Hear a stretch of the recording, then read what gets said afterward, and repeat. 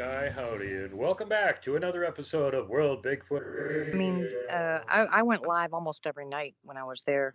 We had our nightly live chats just for the grins and giggles. But whenever he was going to show up, certain big guys showed up,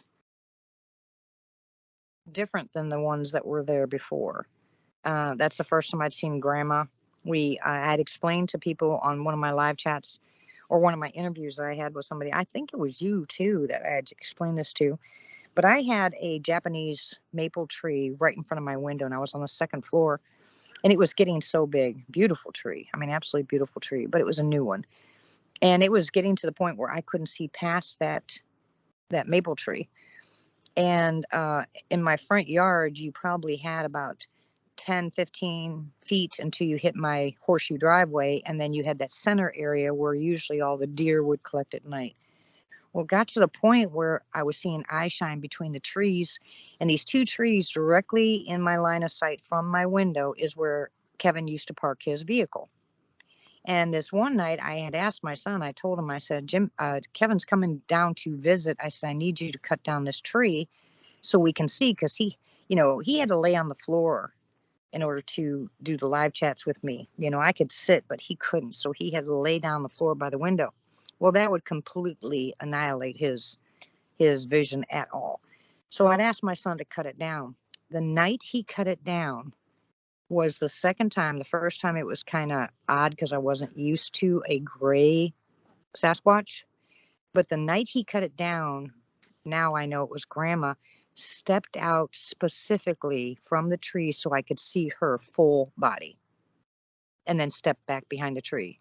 And that was the night before Kevin was coming. And then that was the night that Kevin started crying when I came back out and, said the word Grandma, and he just fell apart. And I couldn't figure that out at the time. I didn't know what was going on, but How did you get the word grandma? I went in to go to the bathroom and I sat down and just clearly heard the word Grandma. And I came back in the room and I said, guess what? And he said, what? And I said, I just heard in my head the word Grandma. And he started crying. And I was like, what did I miss? What did I miss? Because he had been told to come to my house, and that's why he came down that weekend. He was told to go to my house, he said. And so he got a chance to see Grandma before he passed. Mm-hmm. And Grandma's gone now too. For anybody else that's wondering what is the grandma thing, Grandma was actually one of Glagg's relatives. She wasn't directly his grandma, but the way they consider parentage and relatives, one of his actual grandma's sisters. So very elderly Sasquatch. Yeah, she was. And Yeah. very big. Kevin was he stressed that to me several times, how really big she was. Yeah. And that was before he realized found out that what was going on is that even though she was living down in the south, she was one of Glagg's relatives and had come from up north originally, which is why she was so jumbo outsized for a female Sasquatch living in the south. Well, yeah, because when she stepped out, I had no idea. I mean, I originally thought it was a male, of course, and she's got female anatomy, so that kind of changed that. But it wasn't until Kevin had pulled his little Pinto into that spot between those two trees where she exactly stood, that I realized how big she actually was. I was like, oh, snap. And then I showed him and I told him. But he was, I don't know, for the lack of, and I'll just put it this way, I'm just going to have to say this. I think he knew he was going to go. He had a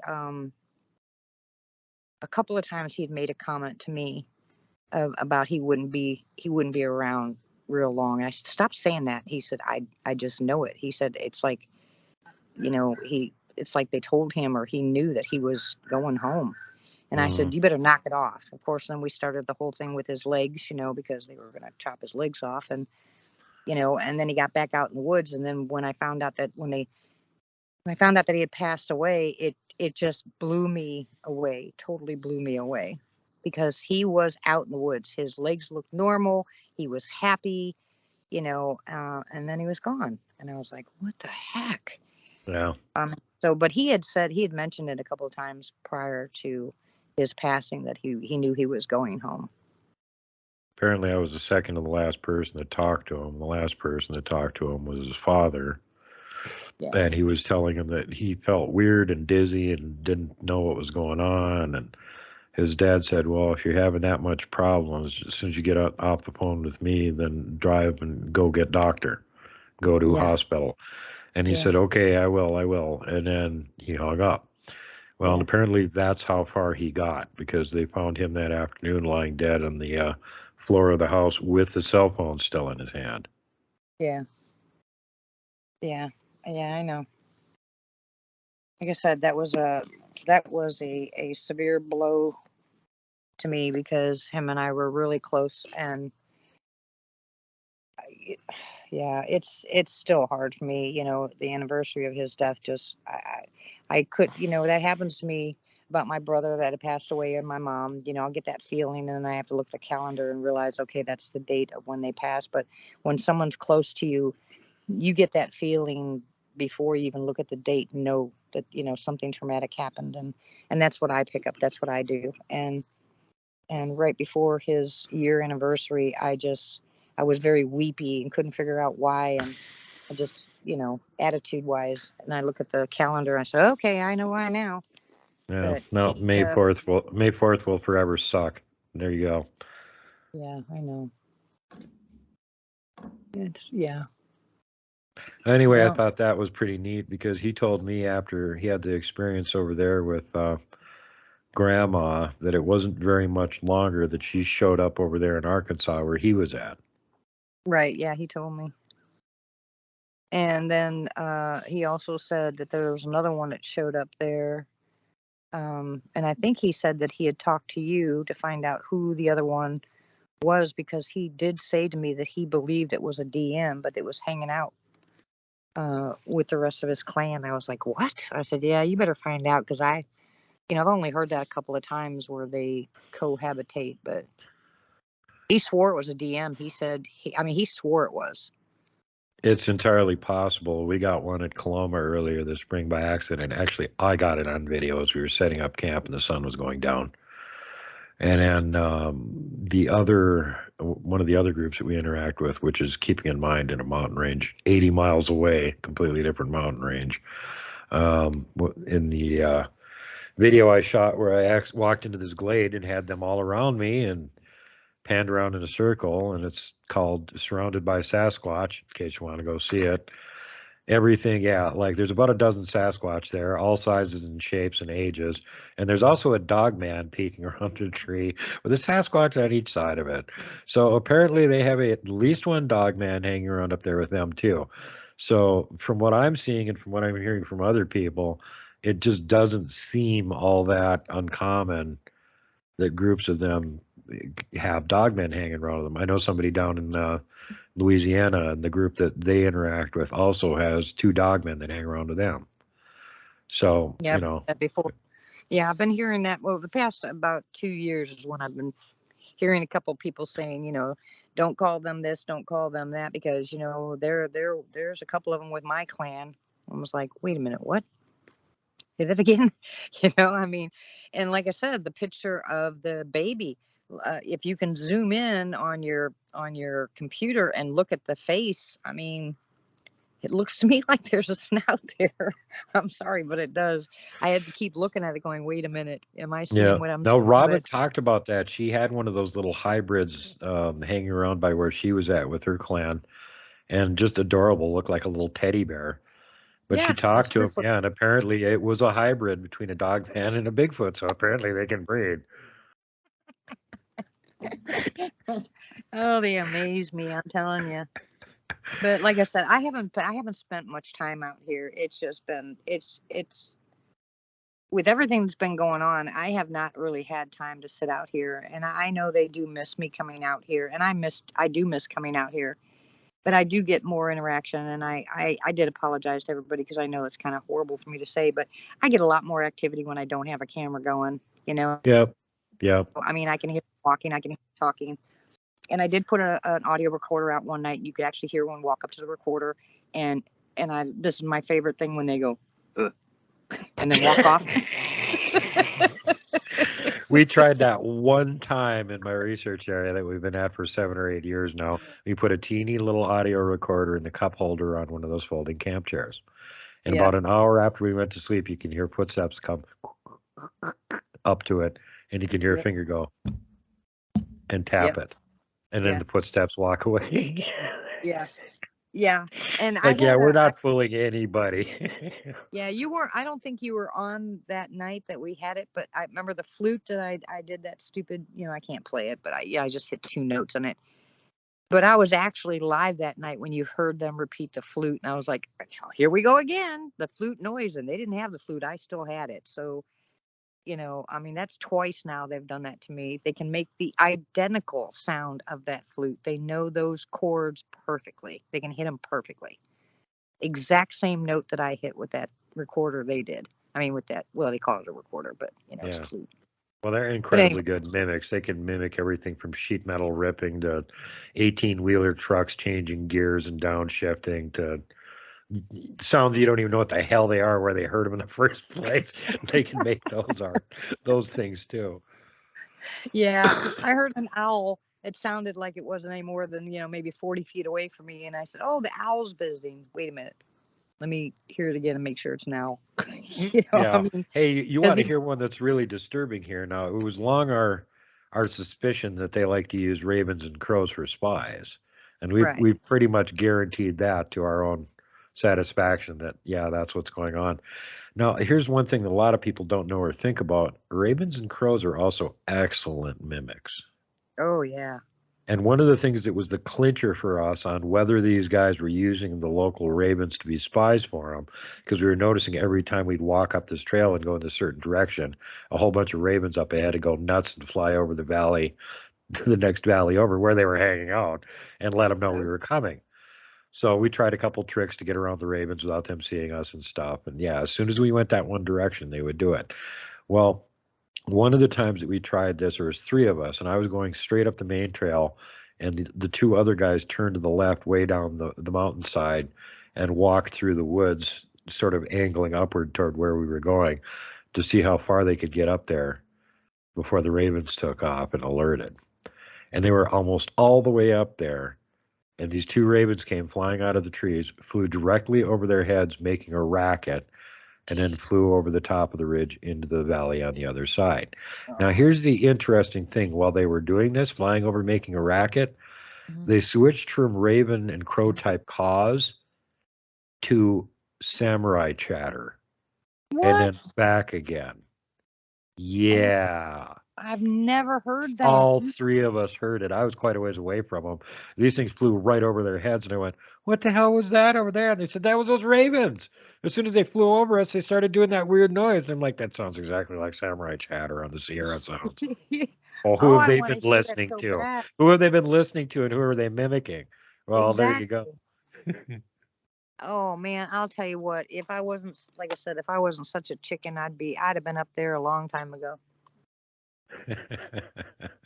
I told you I've got the biggest fear. I don't know anybody who's got the biggest. I've never been around except for in a zoo, but I have got the biggest fear of brown bear that it's unreal. It's the stupidest because I've never lived anywhere where there would even be close to being brown bear. But boy, just the thought, because Well, I'm don't worry sure about brown bears. Black bears are way more likely to stalk and kill you than brown bears are. not around here. They're chicken. You don't even have brown bears down there. No, that's what I'm saying. The black bears are chicken here. All Yeah. you gotta do is Well, go they're "Ah," little too. at They're them, not big take like they off are up running. here. I had a black bear that was over 720 pounds stalked and tried to get me twice when I was a kid in Minnesota. So I have healthy dislike and respect for bears. And that's one of the reasons I like my research area, because the biggies up here are like friggin' 12 feet tall. And they don't let any bears in their valley. So you don't have to worry about camping there at all. They're the only thing you've got to worry about is Sasquatch. There aren't going to be any wolves, bears, or mountain lions in that valley.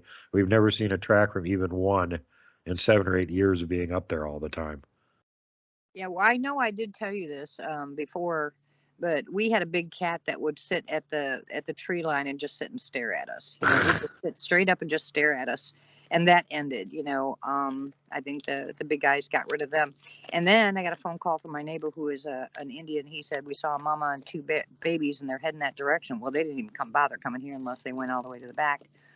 But I had that incident up there in Findlay where I was left outside with a plate full of freshly cooked corn on the cob, and probably no more than 15, 20 feet away from a black bear at the end of my RV that just kind of gave me that look, and I said, I'm dead. I'm going to come right for the food, and I'm going to be first. And of course, the girl that I was with, Lizzie, was inside. We were just passing the food from the fire pit into the house. It wasn't that far, maybe 10 feet, or a little bit better. And we were just passing the food in. The last thing I was gathering was a whole plate of corn on the cob. And then Sandy's dog just kind of made this very low growl. And I looked at the dog, and Sandy was looking at me. And I looked up where the dog was looking, and sure enough, there was a big old black bear right there at the corner of my camper. And I went, bear. And she jumped into my RV and closed the door and left me standing out there by my fire pit with a plate full of corn on the cob. And I froze. I didn't move. That thing looked at me again. And I was like, that, because that's what I don't like, is when they double look at you, they're coming. And it just turned around and walked off. And then I took a breath. Of course, I was holding my breath the whole time. But then I took a breath, and I went in and I said, why did you close the door on me? And she goes, I got scared. I was like, what about me? But that thing just kept right on walking. And that was not the first time we have come across that black bear. But I think Boo got rid of him anyway. I think Boo would chase him off. So, but I have not had any, and the coy wolves and I know there's a lot of coyotes around here. At one point, Denny did go around the backside of our shed house here and was within 6 feet of how many? Six coyotes that ran across my driveway. One stopped and looked at him and then took off and ran. But since then, they stay on that perimeter. They stay on the outside, and I think that the big guys chase them off. Because like I said, we have cats here, we have chickens and ducks that, as you can hear, everybody else can hear, they just run around crazy like they want to. Can't keep them in a coop. They don't like staying in the coop. But I'm shocked that my animals are not dead, because all my neighbors have said they can't keep chickens. They've never been able to keep chickens.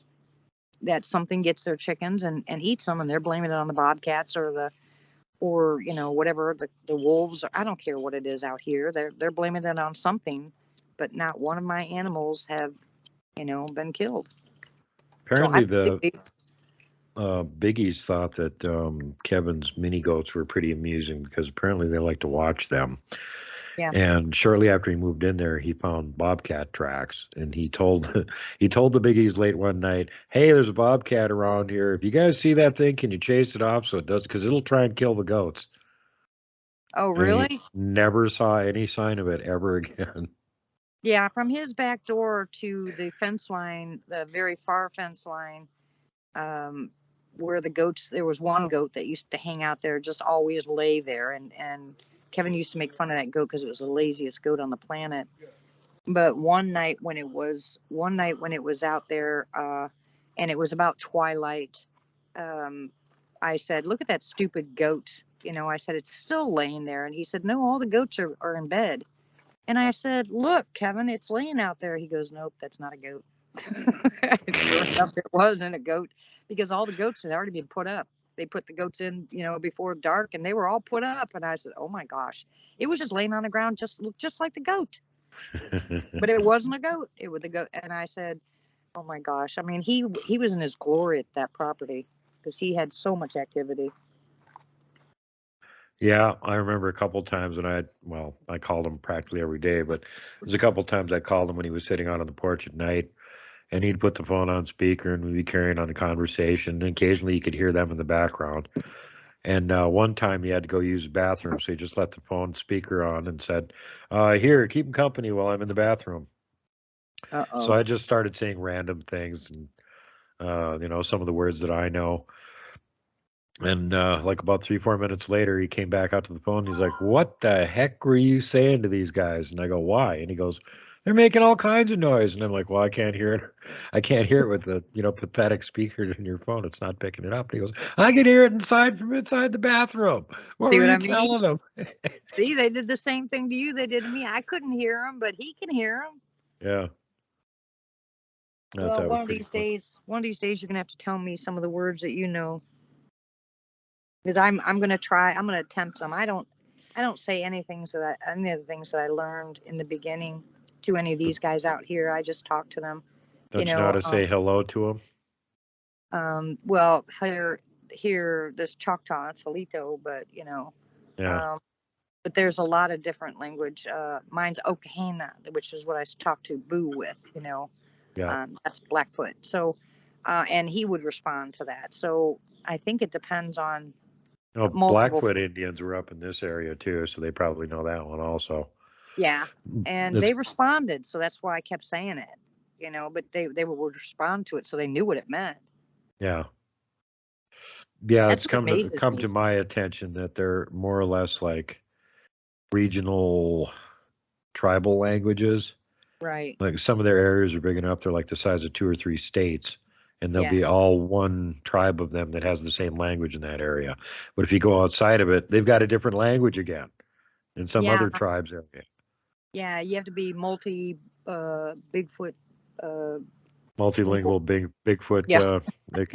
yeah, Bigfoot interfacer. The and again, that really doesn't surprise me that much when I found that out. I was like, well, it's the same thing with the humans on the continent. They had tribal and regional languages, so why wouldn't they do the same thing?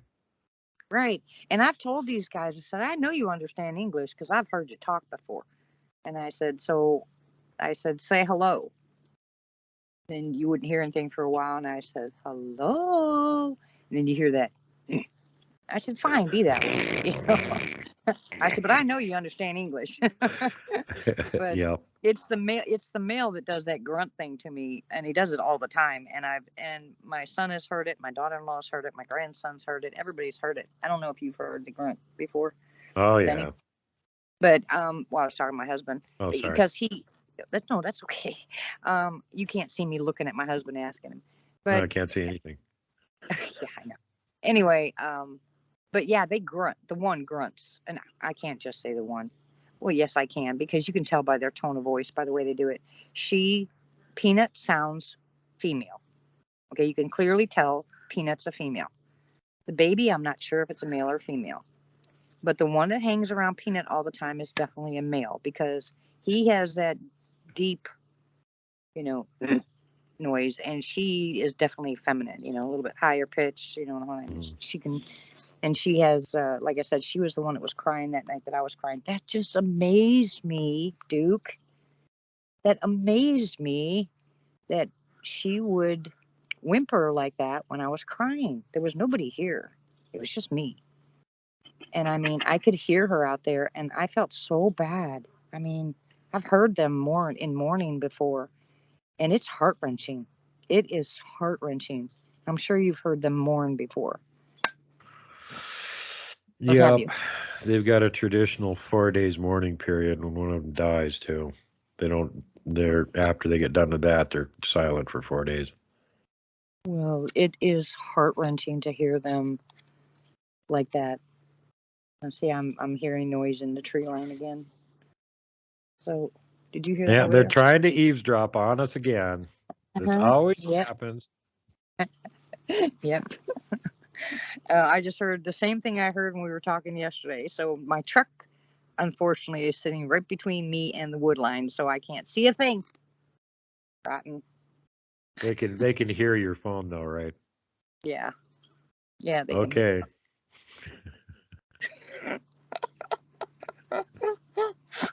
I'll get you on here one of these nights when we're not doing one of these, and I'll set up my phone in the tree line and walk away, and you can talk to them and see what they do to you. You can tell them Okihana or Oseo Aishi from me. Yeah. Yeah, wait until the phone's paid for, my husband said, before they break it. Before they throw a rock at it and bust the phone. It wouldn't surprise me at all if they wouldn't take off with it. Yeah. Now, Was see, there? go ahead. I'm sorry. Go ahead. I was gonna say I can hear the birds. The birds over there are warning. Yeah, see the birds are over there warning, so there's something over there. But I could clearly hear stick breaks over there, so they're coming Yeah. close. Probably just a Sasquatch, nothing to worry about. So before we change topics here, was there anything else about the time that you spent with Kevin that you wanted to let people know about? You know, watching the whole Glagg series and listening, I had talked to Kevin, prior to the Glagg series, and him and I spent a lot of time talking to each other. He was an amazing guy. I mean, a lot of people didn't believe him, and a lot of people did believe him because it's kind of hard to maintain the same story in as much detail if you didn't experience what you experienced. And The people that didn't believe him are the people that didn't know him. Right. I don't know anybody that met him that didn't believe him after the fact. That's what I mean. And he would cry and say he needed so bad to share. And like I said, I told you before, thank you very much for opening that door for him, because it did wonders for him mentally and emotionally to allow him to finally get that whole story off of his chest, and without him thinking that a part of his life was a complete blur and lie. And he knew it wasn't, but he had chalked up his if he wanted to sum up his entire life, to him it was, a big nightmare with the exception of Glagg. So when we would sit and talk together, it wouldn't take anything for him to, shed a tear and say that he finally, had a true friend, a really true friend. And he wanted people to understand severely, I mean, really intently wanted people to understand that you can actually have a relationship with these guys without it being, now it depends on how it works. Let's not say everybody go in there and start putting apples in trees and start your, Yep, don't start hugging Wookiees, knock it off. Exactly. But, they do pick certain people, and they will, want some kind of interaction with them. I'm not going to say relationship, but interaction. And in the beginning, when I first got started in all this, yeah, I heard you. That's Peanut. That's Peanut. Anyways. That's their whistle, by the way, the one I just did. That's what they do up here. That's what she kind of does here a little bit. But I know that when I first got started, that I used to think people that said they had them in their backyard and they spent a lot of time with them, they would say all this stuff that, like most people that are skeptic, I just, rolled my eyes and say, yeah, sure. But I didn't realize once I started my interactions with Boo exactly what that meant. You kind of have to be, you have to be able to walk on eggshells and not be scared of those eggshells. People that are around these guys, they can change in a newborn heartbeat. They can switch attitudes so quickly, it's scary. And you never know if it's scared towards you or something standing behind you that you're not aware of. But it's not all rosy. It's not all fun and games. Sometimes it's a lot of fun. We talk about it, the funny things that happens, but sometimes there's some not so funny things that happen, and you need to be very careful. And these are a people that have been here for a lot longer than we have. They have skill we'll never understand. They do think, they do feel, and they react, and they react a lot like humans do. Like I said, one minute they could be happy and the next minute they can be close to ripping your head off. But all I can say is Kevin was, he was loved by a lot of those big guys out there. They spent more time with him, and they treated him very well, and they protected him very well, and they made him feel like life was worth it. That's all I got to say. Yeah. That's basically from his mouth, All right, guys, I don't know if you can see me. It's just me running it. I'm here in Sasquatch Pass in Montana. I just want to show you where I'm at, way up here, about 8,000 feet. Some interesting stuff that I've found. There's a big X. Right, the reason I stopped here is right on the road. Maybe I'll try to get a shot of that. But there was a tree break and a bow, both pointing in this direction. I want to show you there's Kakalaki and cat underneath the tree bow right there. That kind of puts it in perspective. But there's just a lot of stuff out here. It's really cool. And not even any squirrels are making any noise for us out here. While they're doing that, I'm doing this. Let me go right back over here. And there's all sorts of bows and stuff over here.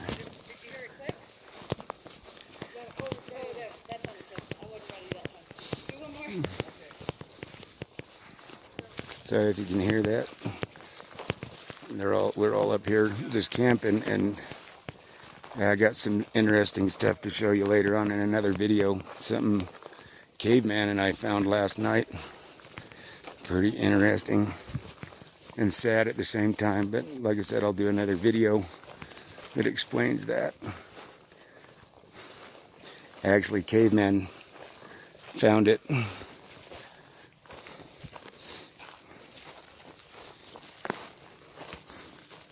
Beautiful up here. Though I haven't been up here in years, and I miss it.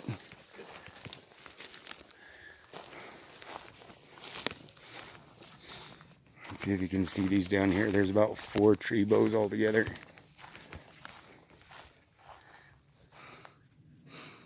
I'm not sure if you can see them down there, but sorry guys, I'm not doing real good. This camping trip this week has just about killed me.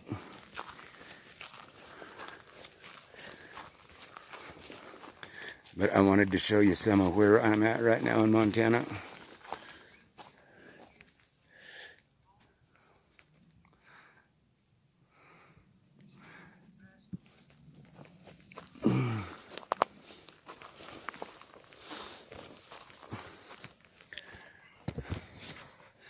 There's all sorts of breaks like that. You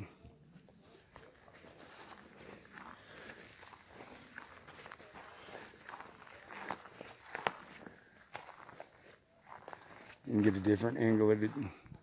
That big old huge bow, and it is pushed down underneath the trees over there on the right hand side.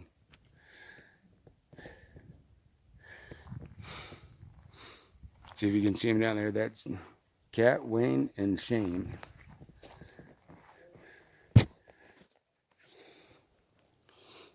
Well, like I said, this ain't gonna be too long. I'm not doing too hot, but let me hit pause and see if I can take off again when I get to the road and show you why I stopped and came over and looked here. Be back in just a second. All right, guys, this is what made me stop here and go look over there this direction where this bow is pointing. And that break is pointing right over there. And that's where I was at when I was doing the video just a few minutes ago. But love you guys. I'll see you later. I'll post this one when I get back to society and have some signal. See you guys in the next one. Love you. Bye. Well, God bless Kevin, and I sure miss him. You know, like anybody that's lost somebody that was very close to him, you know, they're always with you to a certain extent. And now the last subject that I have been delaying talking about up until now is you are having significant health problems going on right now, dear. Yeah, I see that smile on your face. Yeah, it's things kind of changed this past, I don't know, it's been a few months now, but everybody that's on my channel knew that I've been having stomach issues for a long time, but you know, they're basically under check, and I just keep going. I'm an Energizer bunny. You know, it's kind of hard to knock me down. You actually literally have to take the batteries out to make me stop. But I started getting really severe pain in my stomach, and course, you have to go through all the doctors here and doctors there to, find out what's wrong. And I couldn't find any here in Oklahoma that would, go past just, doing x-rays and saying, we don't know what's wrong with you here. Take a couple of antibiotics and, go home and call me in the morning. So finally I found somebody in Texas, and I went in to have some testing done, and they found out, through an EKG, of course, which sent the nurses running in different directions. I was like, what is going on? And to them, they said that I had a heart attack. I was like, what? Because I've never had any heart issues. I'm not on any medications. I'm not diabetic. I don't have any other issues with the exception of my stomach. I've got chronic H. pylori, which is, I'm one of those very few people that they have tried everything on to eliminate the H. pylori, which is a corkscrew bacteria that goes up into your stomach, very hard to get rid of. Most people have H. pylori, but they don't have an issue with it. But I have chronic H. pylori, which does a number on me. At the time, I was about 100, I'd say probably about 130 pounds. I'm 115. I've been dropping weight like crazy, and they told me that I had a heart attack. And so they canceled all my GI appointments and put me in the hospital.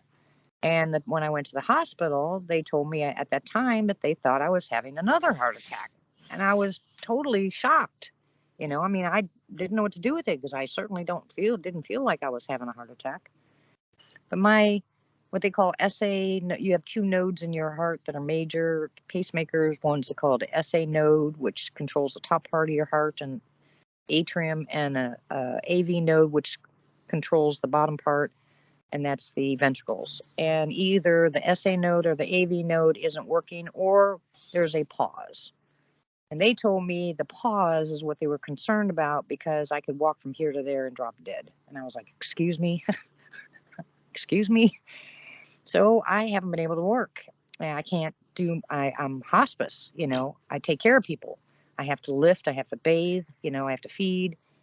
And I couldn't imagine me going to work and either dropping dead or ending up on the floor where they had to call an ambulance for their nurse. So I haven't been able to work. And it started piling up to where I even told some people on my live chat, I'm overloaded, with Denny. At the same time that I went in to get my information, or was getting my pre-screening done for my GI stuff, Denny had also, we were trying to find a regular, normal doctor. And they tell him that he's got a spot on his lung. So we are sent down to Dallas Hospital. We come back, and they turn around and say, the doctor says, by reading his x-ray, that they think he's got lung cancer. On top of possibly being a diabetic, on top of his 3 types of arthritis, and he's down to 127 pounds. And this man was 159. So, and then my truck, the rear seal went on my truck. My tires are going. Everything and its brother just fell apart completely. So I went into I wouldn't say depression, because, I believe in the Lord, and I get angry, when stuff like this happens, and I just want to fight through it, but I can't. I'm not physically able to fight through it this time. Well, we can at least call it a recession, right? Right, exactly. But the people that know me know that I'm not the type of person that's going to ask anybody for help either. I figure one way or another, God will see me through it and I'll get it done. But I'm kind of I am in over my head at this point, because I was the major source of income in the house. So we got behind, and the bad part about being poor is you don't have cash to pay, for like the shed. Let's just take the shed example. Total price for the shed we bought it would have been what, 15? No, yeah, about 2,500. No, the total price of the shed. This shed? Yeah. That was 20. And we paid 7,000 down. Yeah. Well, if we would have paid for it outright, that's what it would have cost us. But now it's 50% interest, because they charge you basically like a rent to own it, and how much the house cost. And we found out that, what was the percentage in interest? We owe 13 on What was the percentage in interest? 50-something percent. 56%, Yeah, I think. 56% interest. So something that we could have, if we would have had better credit. But putting us in that position means that they can come take it whenever they want. If we're late, they can just come and get it. And with Denny and I hearing our bad news about our health, all I could do was go back to all the loss we had in Tallahena with the flood. And I just kind of fell apart, Duke. I cried for 3 days. I needed to get my strength back. And so I spent a lot of time in prayer. And then I kind of got talked to by a few people saying that there was people out there that cared about me that didn't know anything about it, that were asking how I was because I wasn't responding or I wasn't going online anymore. And so I did do on my channel, I did try to explain to people what was going on to a degree. Of course, I don't divulge everything, but we've had this past 5 years has been really hard, losing the house in Arkansas and then the flood. And then he's 80, I mean, this is really harder on him than it is on me, but it's harder on me right at this second because I was able to work and now I'm not able to work. So I just didn't want to see my husband at this point. I mean, if I wasn't sick and things fell apart, I could start someplace else and start over again and just say it's brand new, we're just going to start over. But at this point in my husband's life, it's just overwhelming to me. I don't want to lose what we already lost all over again. 13,000 on the shed. Just,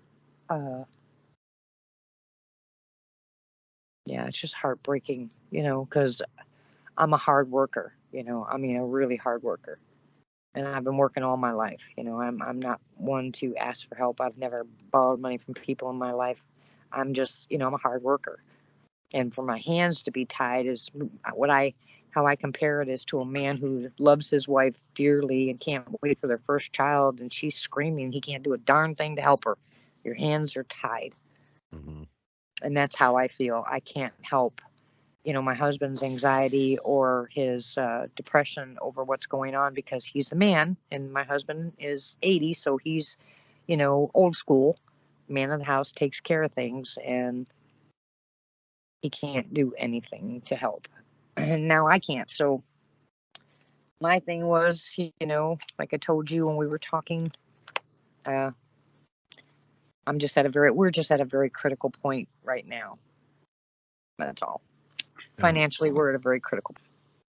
And I thought it would be important for people to know that, especially for the fans of your channel and anybody that's not keeping up to date on it, because there's been other people recently lost here in the Bigfoot community. But in this case, it's somebody that's still very much alive and will very shortly be in danger of not even having a place to live. So any of you entrepreneurial people out there with big hearts that want to help somebody that desperately needs the help and is a wonderful person, D Sims, Lady in the Woods, right here. We will put the PayPal link on the live chat while we're doing the show, and we'll also put it in the comments and notes section so you guys can find it. Find her PayPal, which is what is your PayPal? It is PayPal me /DDJS2000. Okay. There you go. I'll flash it up on the screen.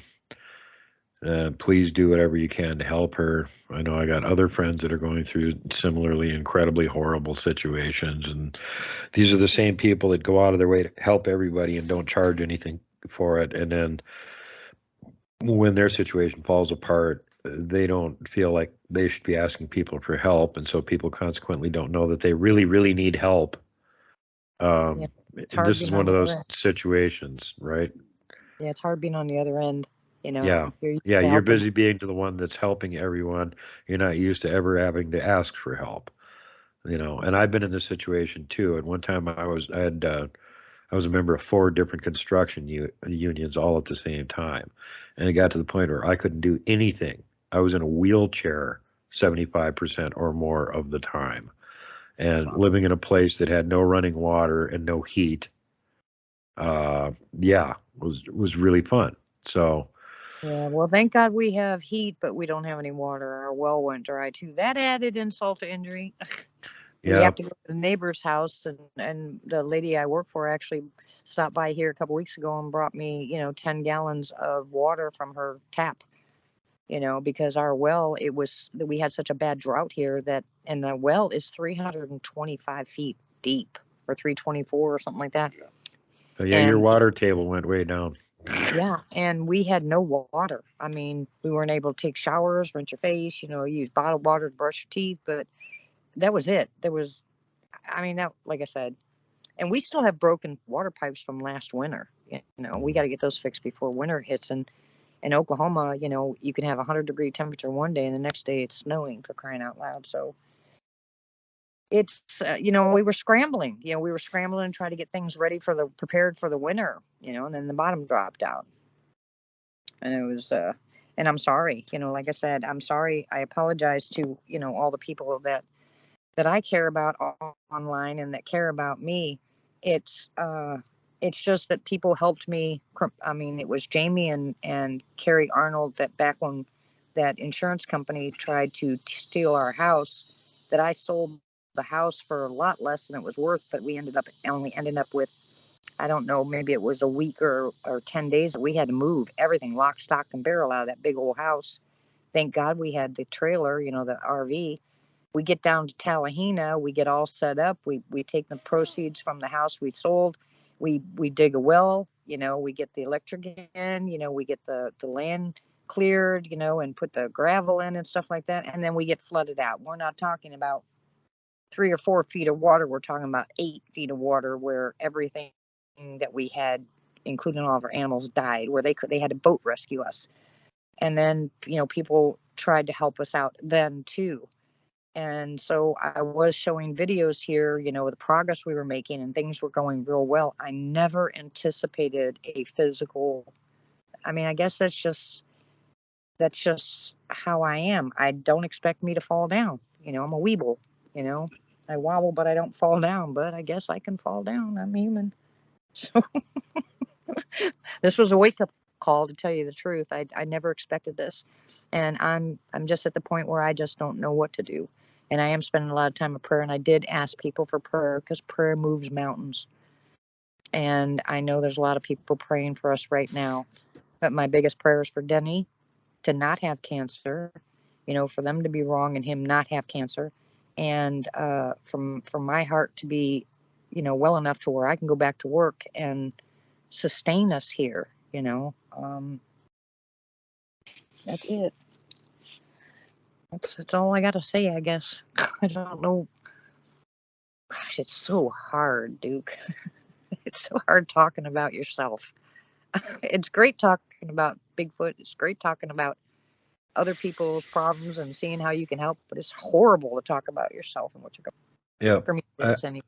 I know the feeling. I don't usually talk about all the horrible things that happen to me, or when I need help or anything like that. I don't talk about it either. So that's why I relate to it, and I can, be the person to jump in here and go, hey, send prayers and money. D. Sims, she needs your help. We got your attention now. Wake up. You need help. Send money to D. Pray for D. D needs your help. Okay? Oh, you're adorable. Well, I appreciate it big time. Like I said, Right. I would ask. Well, I got more than one friend like you that won't do that. There's another one that's having all kinds of problems, and they just will not do anything like this. I have to work behind the scenes and try and get people to help them, because they won't ask for help. So at least you're making it easier in that respect. But we are at 142, so we got to get going here. We're running way, way long. Everybody's going to be having, a fun time going, wow, this is one of the longest shows Duke's done in a while. Well, that's the last time you and I did it, because I still have it on my phone. It was an hour and 42 minutes. Yeah, there you go. So we're up to the time limit now. We got to stop or we'll break the record. But everybody, thanks for joining us. Please prayerfully consider helping her financially. If you can't do that, pray for her. Prayer avails the saints of God greatly, and it works. And also, don't forget the usual warnings and abjurations about proper behavior also apply.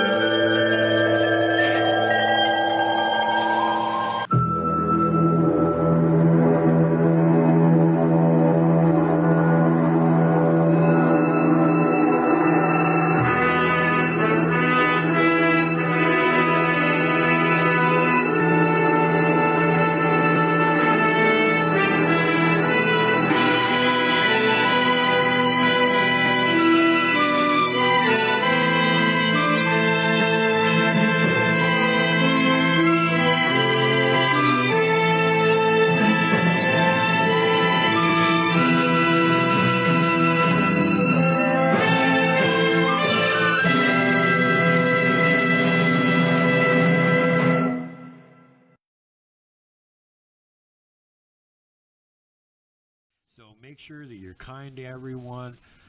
Safety first, last, and always. Pay it forward. Don't be mean to people if you don't have to be. Don't flip off the mountain giant. Don't poke Dogman with a stick. Don't punt the puck, would you? And for God's sake, whatever you do not hug the Wookiee.